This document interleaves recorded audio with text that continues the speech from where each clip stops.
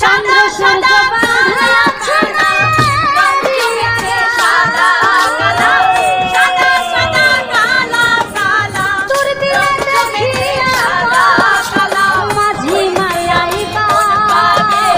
আপনাদেরকে বিদ্যুৎ দিয়েছে, শতভাগ বিদ্যুৎ দিয়েছে জননেত্রী শেখ হাসিনা। এরপর টাকা কোথা থেকে আজকে পদ্মা সেতু যে নির্মাণ হয়েছে, আপনার নেত্রী কয় পদ্মা সেতু দিয়ে মানুষ নাকি চলতে পারবে, উঠলেই নাকি ভেঙে পড়বে।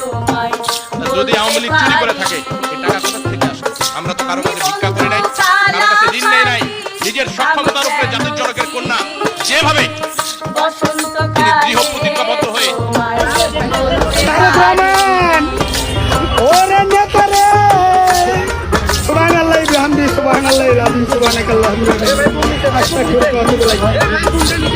আল্লাহ হে আল্লাহ আল্লাহ রে আমার